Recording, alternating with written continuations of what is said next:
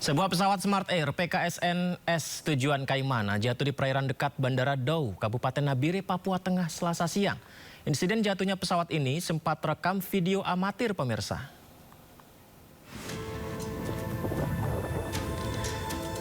Kita lihat ini pemirsa. Tenggelam di laut, sepertinya kita lihat gambar yang baru saja kita saksikan. Pesawat melaju kencang di atas air, lalu tiba-tiba kehilangan kendali dan terjun ke dalam air. Peristiwa ini terjadi pukul 12 waktu setempat, di mana warga bersama petugas berupaya mengevakuasi penumpang ke tepi laut. Kita lihat ini penumpangnya banyak yang keluar dari pesawat dan harus bertahan bersandar di sayap bagian badan pesawat. 11 orang penumpang dan 2 awak pesawat alhamdulillah berhasil diselamatkan dan tidak ada korban jiwa. Para korban dibawa ke RSUD Nabire untuk mendapat penanganan medis. Dilaporkan pesawat gagal terbang ke Kaimana setelah sebelumnya lepas landas dari Bandara Dau, namun tiba-tiba berbelok ke arah bandara, mendarat darurat hingga jatuh ke laut.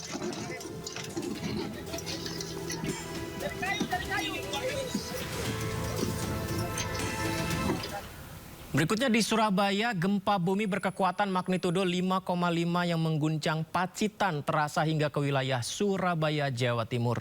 Ratusan karyawan di gedung lantai 21 panik dan mengevakuasi diri keluar gedung pemirsa.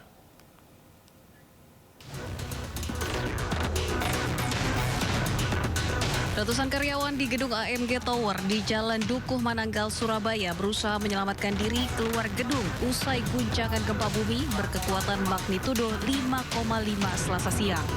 Para karyawan mengevakuasi diri dari tangga darurat dan menunggu di luar gedung karena khawatir adanya gempa susulan. Terasa banget, tadi itu sekitar sekarang sudah jam 8.57 setengah 9-an lah, di lantai 16. Berapa lama tadi, Mbak? Kenapa? Berapa lama tadi terasanya? 10 detik lah. Lama juga ya? Kan lah rasanya. Mbak melihat apa yang bergetar? Temen di sekeliling saya goyang. Goyang gitu kan. Terus saya tuh lagi pakai earphone, lagi dengerin lagu. Jadi kan hening, jadi kerasa kayak goyang gitu. Saya pikir saya pusing, ternyata. Para pekerja kembali ke dalam gedung setelah pihak pengelola memastikan kondisi fisik dalam gedung dinyatakan aman dan tidak ada kerusakan. Dari Surabaya, Jawa Timur, Hari Tambayong, iNews melaporkan. Berikutnya kita kembali ke Jawa Barat. Tim SAR gabungan kembali menemukan 1 jenazah. Total 39 kantong jenazah korban longsor Bandung Barat berhasil dievakuasi dan diserahkan ke tim DVI Polda Jawa Barat. Korban bukan emas. Udah lanjut jalan sana. Jangan ada gerak. Udah lepas bang. Memasuki hari keempat, proses pencarian korban longsor di Cisarua, Kabupaten Bandung Barat, Jawa Barat terus dilakukan. Pencarian menggunakan alat berat serta melibatkan anjing pelacak untuk mempermudah pencarian. Pagi ini, tim SAR gabungan kembali menemukan 1 jenazah. 1 kantong jenazah berhasil dievakuasi dari lokasi kejadian dan diserahkan ke tim DVI Polda Jawa Barat untuk dilakukan identifikasi. Korban bukan emas. Udah lanjut jalan sana. Jangan ada gerak. Udah lepas bang. Total 39 kantong jenazah telah berhasil dievakuasi dari hari pertama hingga hari keempat. 20 diantaranya telah teridentifikasi dan diserahkan ke keluarga. Dari Bandung Barat, Naura Syafikah, Tri Julianti, iNews melaporkan.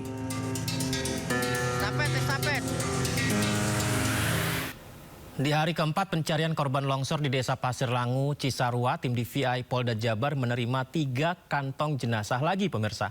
Sejumlah anggota keluarga korban memilih bertahan di posko DVI menunggu kabar dari petugas terkait keluarganya yang hilang.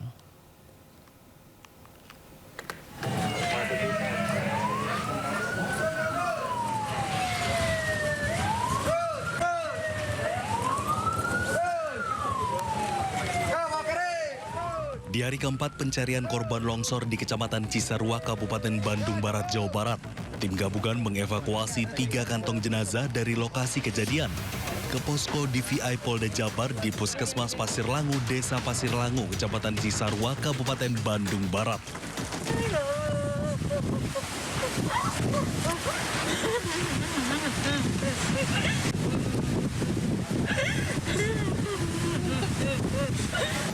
Sementara beberapa keluarga korban masih bertahan di posko DVI menunggu kabar dari petugas apakah keluarganya yang hilang telah ditemukan. Salah satu keluarga korban tak kuasa menahan tangis saat ambulans yang membawa kantong jenazah tiba di puskesmas. Mereka berharap jasad yang ada di dalam ambulans adalah keluarga mereka. Ada satu keluarga aja, anaknya 2, suami istri, anaknya 2. Belum diketemukan sampai sekarang. Belum sampai sekarang, belum ketemu.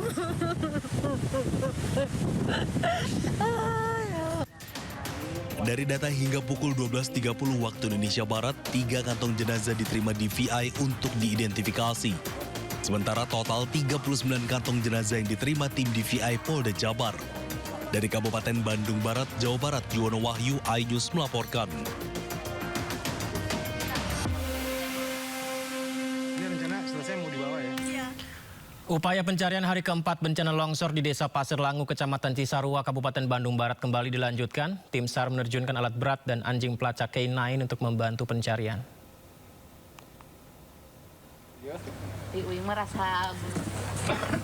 Petugas tim SAR menerjunkan 12 ekor anjing pelacak guna membantu proses pencarian korban longsor di Cisarua. Fokus pencarian dilakukan di sektor A dan B2 Desa Pasir Langu berdasarkan penemuan korban terbanyak di area itu.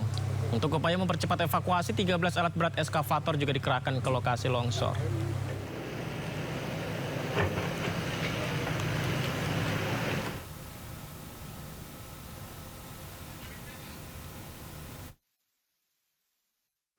Kita sudah menambah alat berat ekskavator yang 75, malam tadi naik, kemudian kita naikkan juga 200 kayu pacat, cuma baru 1 karena ternyata untuk menggeser yang 200 itu kita kesulitan di jalan, jadi sempat ada masalah di jalan ya, jalannya ambles ya. Jadi yang digunakan ekskavator sekarang berapa Pak? Sekarang jadi jumlahnya Yang sudah datang itu Pak? 13 ekskavator. Kita akan informasi berikutnya. Kapolri Jenderal Listio Sigit Prabowo pemirsa memberikan penghargaan kepada 2 polisi yang gugur saat bertugas di Cisarua, Kabupaten Bandung Barat. 2 polisi itu tertabrak truk TNI.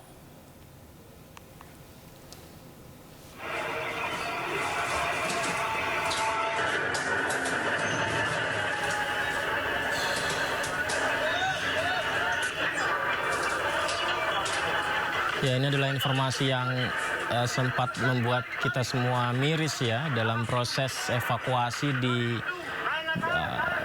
Cisarua, Bandung Barat.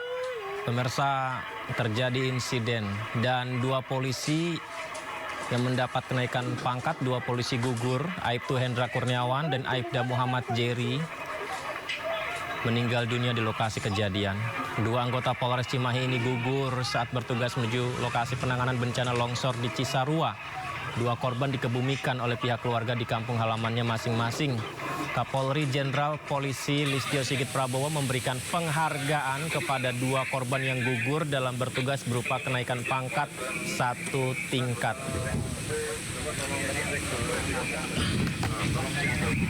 Mengucapkan terima kasih dan sukacita yang mendalam serta apresiasi terhadap tugas-tugas dan prestasi yang selama ini, dan kami mendoakan agar almarhum mendapatkan tempat terbaik di sisinya, dan kami seluruh keluarga besar Polri menyampaikan sukacita yang mendalam terhadap seluruh keluarga besar, baik keluarga maupun institusi Polri yang ada di... Pemirsa, jenazah Praka Muhammad Kori, anggota marinir korban longsor Cisarua, telah dimakamkan di TPU Desa Kibang, Lampung Timur. Korban meninggalkan seorang istri dan 1 anak yang masih berusia 2 tahun. Yang ditempuhnya dapat menjadi suri tauladan bagi kita semuanya. Isak tangis keluarga iringi pemakaman anggota marinir Praka Muhammad Kori, salah satu korban longsor di Cisarua, Bandung Barat. Pemakaman dilakukan secara kedinasan di TPU dekat rumahnya di Desa Kibang, Lampung Timur. Korban meninggalkan seorang istri dan seorang anak berusia 2 tahun. Praka Muhammad Kori merupakan satu dari 23 anggota TNI yang tewas tertimpa tanah longsor saat latihan pengamanan perbatasan.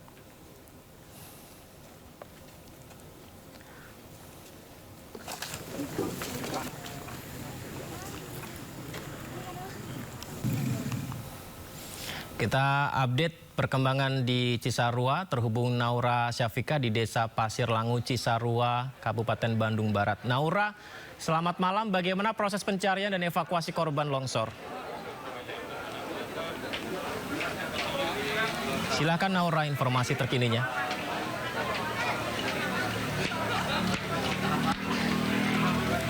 Naura, bisa mendengar suara kami? Ya, malam Yudi dan pemirsa, di malam hari ini untuk proses evakuasi korban sudah dihentikan tadi pada pukul 17 waktu Indonesia Barat. Dan saat ini kami sedang berada di posko pengungsian utama yang berada di Balai Desa Pasir Langu, Kabupaten Bandung Barat, di mana para pengungsi korban longsor yang berada di Desa Pasir Langu ini berkumpul di satu lokasi, yaitu di Balai Desa. Dan di Balai Desa ini sudah menampung sekiranya ada 300 hingga 400 pengungsi, baik dari yang rumahnya hilang, kemudian ada juga yang rumahnya terdampak atau berada di zona yang kurang aman. Dan memang tadi saat proses evakuasi kami mengikuti dari pagi hingga di sore hari, semuanya berjalan dengan lancar. Namun di siang hari menuju ke sore hari ini sempat ada penghentian sementara dikarenakan faktor cuaca buruk karena hujan turun dengan intensitas yang cukup tinggi dan dikhawatirkan adanya longsor susulan, sehingga untuk pencarian dihentikan sementara. Dan memang kalau misalnya dari total secara keseluruhan dari kantong jenazah yang sudah berhasil dievakuasi ini, tadi kami menerima info saat rilis resmi dari Basarnas ini sebanyak 47 kantong jenazah sudah berhasil dievakuasi, dan untuk 30-nya sudah berhasil diidentifikasi dari tim DVI Polda Jawa Barat. Dan pastinya besok akan dilanjutkan kembali untuk proses evakuasi korban yang biasanya akan dimulai pada pukul 7 atau 8 waktu Indonesia Barat, bergantung dengan pada faktor cuaca. Dan juga besok nantinya akan kembali difokuskan kepada worksite ataupun zona-zona yang sudah dititikkan, yaitu ada di zona A1, A2, di zona B, kemudian juga ada di zona C. Dan juga nantinya operasi SAR ini akan dibantu dengan adanya eskavator yang kalau di hari ini eskavator ini menggunakan eskavator yang berukuran kecil. Tadi berjumlah sekiranya ada 5 eskavator yang sudah diturunkan, kemudian juga ditambah dengan eskavator yang berukuran besar. Dan tadi kami mendapatkan informasi bahwa di malam hari ini diusahakan untuk eskavator yang berukuran besar yang di atas 200 ini nantinya akan diusahakan untuk bisa menuju ke lokasi dari longsor, dikarenakan memang untuk akses sebenarnya agak sedikit sulit, Yudi dan juga pemirsa, karena aksesnya ini hanya bisa dilalui untuk satu kendaraan saja, sehingga untuk eskavator yang berukuran besar ini harus dilakukan pada malam hari di saat jalanan jauh lebih sepi. Sementara itu, Yudi.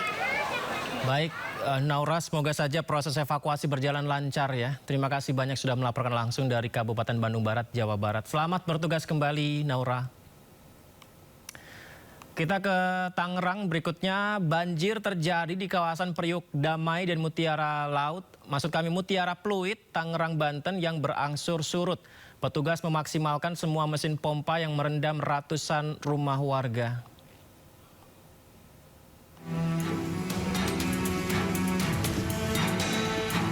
Normalnya air di situ Bulakan, Priuk, Kota Tangerang dimanfaatkan petugas untuk menggerakkan semua mesin pompa air di wilayah tersebut. 7 mesin pompa dan pompa air bantuan dari Balai Besar Ciliwung Cisadane terus menyedot air yang merendam ratusan rumah di perumahan Priuk Damai dan Mutiara Pluit sejak Kamis malam. Penurunannya sangat signifikan, sudah 1,5 meter penurunannya, karena 5 pompa ini sudah berjalan yang ada di Mutiara Pluit. Juga kita dibantu oleh mesin pompa dari Balai Besar Ciliwung Cisadane. Ini benar-benar membantu kita. Hari ini juga kita akan menurunkan submersible kita, sama PUPR juga akan turun. Mudah-mudahan dalam waktu 1 hari ini kita pompa dengan penambahan 2 pompa ini, mudah-mudahan penyurutannya juga semakin menurun. Memasuki hari kelima, ratusan pengungsi masih bertahan di posko pengungsian.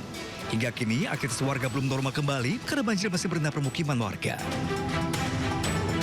Jika kondisi cuaca dan tidak ada kiriman air dari hulu, diperkirakan banjir di 2 titik terparah terdampak banjir tersebut akan surut besok. Dari Tangerang, Banten, Sukron, iNews melaporkan. Pemirsa, memasuki hari ke-10, banjir masih merendam 2 dusun di Kecamatan Teluk Jambe Barat, Kabupaten Karawang, Jawa Barat. Ketinggian air masih mencapai 1,5 meter.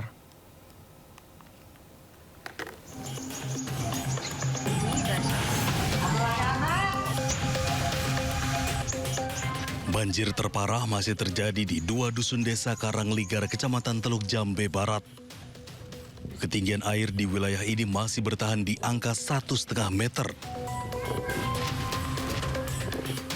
Akses jalan utama masih terputus dan tergenang banjir sehingga aktivitas warga terganggu. Perahu menjadi satu-satunya sarana transportasi untuk mengangkut warga maupun logistik ke dalam permukiman. Udah surut rumahnya, Mas? Udah, kalau rumah mah. Udah, rumah. Berapa? Tadinya ketinggiannya berapa? 1 meter di rumah. Di rumah. Sekarang udah surut? Sekarang udah surut, cuma di jalannya masih... Apa? Dada, weh. Oh, ini sekarang tetap masih mengungsi atau gimana? Masih tetap mengungsi, Pak. Belum ada listrik. Kondisi tanah menjadi faktor utama lambatnya penyurutan air. Meski demikian, hampir 50% rumah warga di desa Karangligar sudah mulai surut dan ribuan warga telah kembali ke rumah masing-masing. Dari Karawang, Jawa Barat, Rudi Setiawan, iNews melaporkan.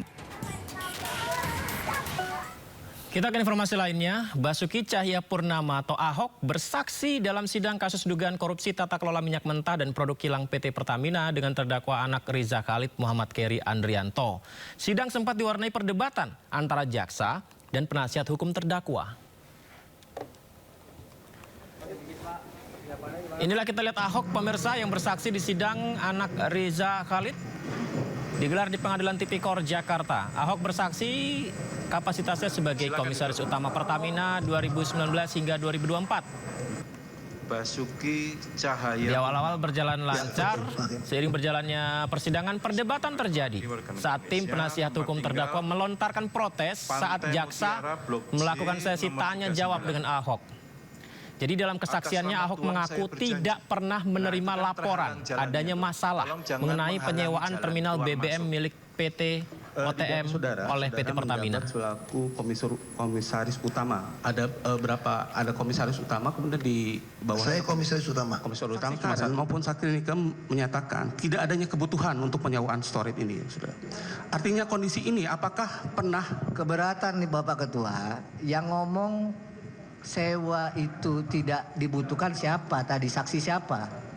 Nanti saya konfirmasi ke bukan saksi siapa? Sudah. Saksi Nika ada menjelaskan. Nggak ada. Sebentar. Silakan nanti di counter. Nah, kan ada catatannya masing-masing toh.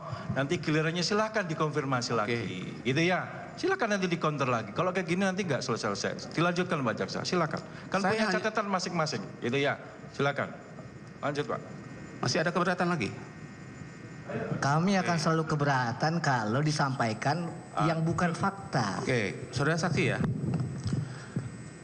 Pertanyaan saya, apakah saudara pernah mendapatkan laporan dari direksi, baik itu dari subholding maupun holding, terkait fakta-fakta yang tadi disampaikan? Ya, 2014 saya masih jauh belum masuk ke dalamnya. Enggak, ini kan periode sewanya sampai 2024 saudara saksi. Kami tidak mungkin ngurusin operasional sewa sampai sekian panjang ke meja kami. Kecuali ada temuan BPK atau BPKP.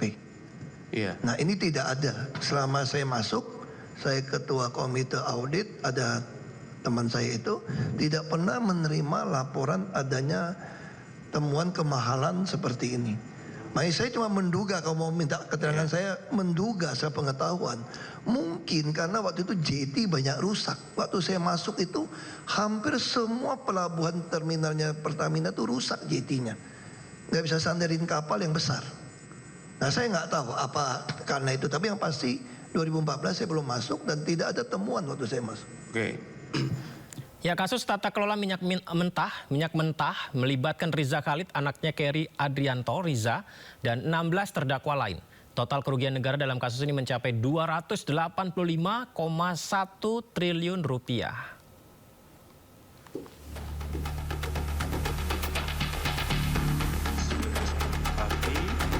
Sidang kasus dugaan tindak pidana korupsi tata kelola minyak mentah yang melibatkan Kerry Adrianto Riza dan 17 terdakwa lainnya terus bergulir. Kerry didakwa terlibat dalam dugaan korupsi tata kelola minyak mentah dan merugikan negara sebesar 2,9 triliun rupiah. Terdakwa Kerry Adrianto Riza membantah tuduhan jaksa penuntut umum. Putra Riza Khalid itu mengklaim angka 2,9 triliun rupiah merupakan kewajiban pembayaran sewa tangki BBM. Selain Kerry, ada 17 terdakwa yang diduga terlibat dalam kasus ini. Salah satunya adalah ayah Kerry, Riza Khalid. Total kerugian negara akibat kasus ini mencapai 285 triliun rupiah. Tim Liputan iNews melaporkan. Kita ke kasus lainnya, pemirsa. Akademisi Rocky Gerung diperiksa penyidik Polda Metro Jaya sebagai saksi meringankan yang diajukan tersangka Roy Suryo CS dalam kasus tudingan ijazah palsu Presiden ke-7 RI Joko Widodo. Inilah dia Rocky Gerung yang datang ke Polda Metro Jaya. Kita lihat juga ada Dr. Tifa ya. Dan kuasa hukum Roy CS yakni Refli Harun. Serta 3 tersangka Roy Suryo, Rismon Sianipar, dan Dr. Tifa. Rocky Gerung menjalani pemeriksaan selama kurang lebih 2,5 jam. Rocky Gerung mengaku dicecar pertanyaan seputar metode penelitian para tersangka terkait keaslian ijazah. Ia menegaskan penelitian yang dilakukan Roy Suryo CS sesuai prosedur akademis dan tidak bisa dipidana. Dr. Tifa sudah memenuhi semua sebut aja persyaratan prosedural akademis, dan itu tidak ada yang dia tutupi. Kan diperlihatkan di dalam buku yang berjudul tadi saya sebut, bukunya benar nggak, White, Jokowi White. Iya, jadi buku itu yang harusnya dibaca, bukan sensasi di Twitter, di sosial media, itu kan beda dong. Jadi itu intinya, oke? Jadi penelitian yang dilakukan oleh Dr. Tifa ini tidak menyalahi prosedur, tidak ada unsur pidana? Bukan tidak menyalahi, sesuai prosedur, jangan bilang tidak menyalahi itu. Yang ada pidananya di situ orang neliti. Bahkan kalau kasus ini belum selesai ya teliti aja terus kan. Kalau tadi Rocky Gerung ya, ini Andi Azwan yang menilai Rocky Gerung hanya menjelaskan soal metodologi penelitian saja. Ia juga menyebut hal itu bukan substansi yang akan dipertimbangkan oleh penyidik. Dari saudara Rocky Gerung ini, pertanyaan saya, beliau ini sebagai saksi ahli di bidang apa? Dan kompetensinya apakah ada?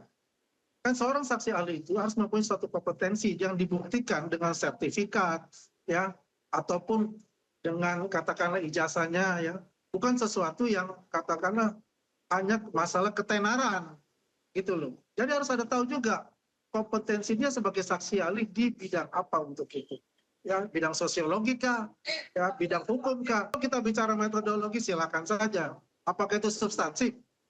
Saya rasa enggak juga, kalau dia kan mungkin memperkuat dari metodologi yang dia sampaikan mengenai penelitian mereka yang telah menjadikan sebuah buku. Kalau kita lihat saja, dalam artinya begini, sumber primer, hasil penelitian mereka itu dari fotokopi yang saya katakan itu ada palsu. Bukan sesuatu yang primer atau asli yang dari ijazah Pak Jokowi yang sekarang sudah disita di Polda Metro Jaya. Jadi untuk bicara metodologi yang dia gunakan ya silakan saja untuk itu. Nanti kan penjabarannya nanti adalah di persidangan, dan kita juga mempunyai saksi-saksi ahli yang nanti akan juga kemungkinan akan memperberat dari upaya mereka itu. Begitu. Ya, pemanggilan Rocky Gerung sebagai saksi diajukan Roy Suryo, Rismon Hasiholan Sianipar, dan Dr. Tifa. Selain Rocky, akan ada 2 saksi lain yang dihadirkan terkait laporan kasus dugaan ijazah palsu Presiden ke-7 RI Joko Widodo.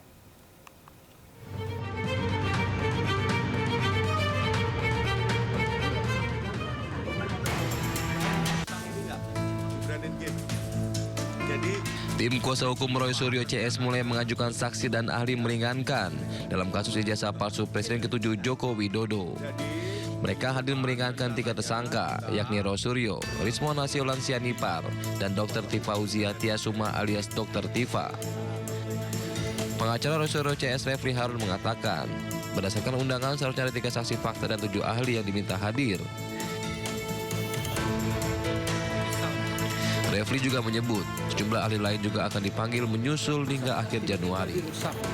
Maka datang hari ini adalah pertama di samping saya Profesor Tono Saksono. Beliau ahli pengukuran geodesi dan nanti akan menjelaskan bahwa apa yang dikerjakan oleh terutama Rismon Sianipar dan Roy Suryo itu adalah sesuatu yang proven, terbukti setelah beliau melakukan hal yang sama berdasarkan keahlian yang beliau miliki. Itu satu. Yang kedua, nanti akan ada juga Profesor Zainal Mutakin, seorang ahli bedah saraf neuroscience ya. Mungkin lebih banyak akan memberikan keterangan ahli untuk Dr. Tifa, karena kita tahu Dr. Tifa banyak membuat statement-statement yang didasarkan pada ilmunya, latar belakangnya neuroscience. Dia sebut juga neuroscience, neuropolitika, dan lain sebagainya yang insya Allah nanti ada pembenarannya berdasarkan keterangan ahli dari Profesor Zainal Mutakin bahwa ilmu itu memang bisa dipakai untuk menilai perilaku dan lain sebagainya. Dan lebih jelasnya itu ada di buku Jokowi White Paper. Yang ketiga adalah Profesor Henry Subiakto. Profesor Henry Subiakto ini adalah ahli komunikasi yang juga terlibat dalam pembuatan undang-undang ITE, informasi dan transaksi elektronik. Nanti dia akan menjelaskan bahwa pengenaan pasal-pasal undang-undang ITE dengan ancaman hukuman lebih dari 5 tahun itu tidak tepat dan ngawur. Sebelumnya pada Desember 2025, Polda Metro Jaya menunjukkan ijazah milik Joko Widodo ke Roy Suryo CS dalam gelar perkara khusus. Namun Roy Suryo tetap tak bergeming dan drama kasus tudingan ijazah palsu Joko Widodo tetap berlanjut. Di sisi lain, kubu Jokowi berharap kelakuan kubu Roy CS hilang, apalagi ijazah Jokowi sudah ditunjukkan. Secara clear sudah dilihat semua ijazahnya dari ijazah SMA dan juga ijazah kuliah S1 Pak Jokowi. Jadi saya rasa tidak perlu ada lagi keraguan apapun. Dalam kasus tudingan ijazah palsu Jokowi, Polda Metro Jaya telah menetapkan 8 orang tersangka. Rosuryo, Rismon Sianipar, dan Dr. Tifa masuk dalam klaster kedua, sementara klaster pertama terdiri dari 5 orang tersangka lainnya. Tim Liputan iNews melaporkan. Masih di kasus yang sama pemirsa, akan tetapi ini dengan pelaporan yang baru lagi, di mana Egy Sujana dan Damai Harilubis melaporkan Roy Suryo serta pengacaranya Ahmad Kozinuddin ke Polda Metro Jaya atas dugaan fitnah dan pencemaran nama baik.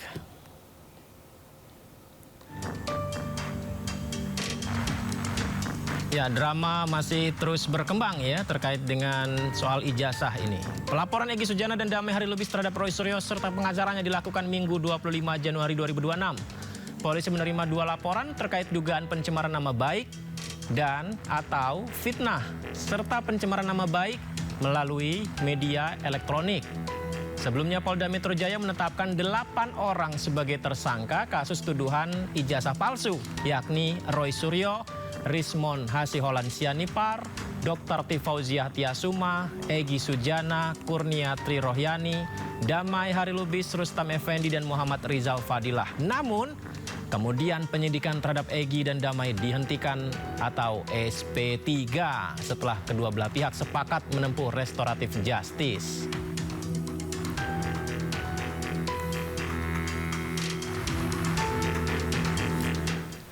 Ya, kita tinggal dulu informasi tentang ijazah. Kita akan informasi berikutnya ini tentang polisi yang menyebut Reza Arab Oktavian berada di lokasi kejadian saat Lula Lafah, kekasihnya, meninggal dunia di apartemen. Lantaran masih berduga Reza Arab kemarin mangkir dari pemeriksaan polisi.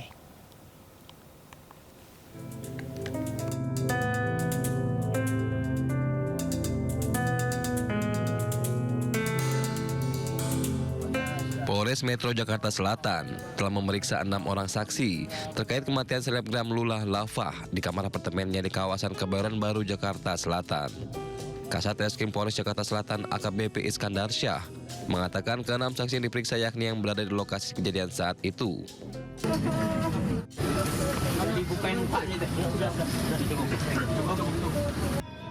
Berdasarkan keterangan saksi, petugas telah mendapatkan kronologi dan barang bukti dari lokasi kejadian. Polisi juga menyebut bahwa Reza Arab berada di lokasi kejadian. Dapat dilaksanakan oleh TKP dan kami sudah memeriksa melaksanakan klarifikasi pada saksi-saksi yang ada di tempat kejadian perkara yang melihat, menyaksikan dan mendengar. Dari saksi-saksi tersebut kita mendapatkan suatu alur cerita dan barang bukti yang ada di tempat kejadian perkara juga sudah kita amankan dan akan kita proses lebih lanjut karena beberapa membutuhkan keterangan dari laboratorium forensik. Sampai saat ini dugaan untuk pacarnya ada dari keterangan bahwa ada di TKP. Oleh karena itu, jadi kita tetap melakukan klarifikasi dan saudara RA ini pacarnya kooperatif dan akan hadir pada pemeriksaan atau klarifikasi di Polres Metro Jakarta Selatan. Reza Arab diagendakan jalani pemeriksaan Senin kemarin namun tidak hadir. Sementara manajer almarhumah Lula Lava Adita Baskara sudah menyerahkan sejumlah bukti ke laboratorium forensik Polres Metro Jakarta Selatan. Namun polisi hingga kini belum bisa memastikan penyebab pasti kematian Lula Lava. Tim Liputan iNews melaporkan. Sebelumnya jagat hiburan digegerkan dengan kabar meninggalnya selebgram sekaligus kekasih Reza Arab Lula Lava. Lula dimakamkan Sabtu siang di Pemakaman Umum Rawatrate, Jakarta Timur.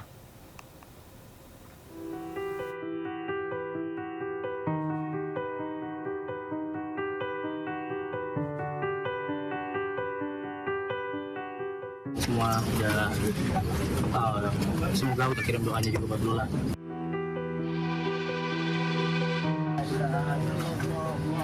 Isak tangis keluarga tak terbendung saat jenazah selebgram Lula Lava dimakamkan di Pemakaman Umum Rawatrate, Jakarta Timur.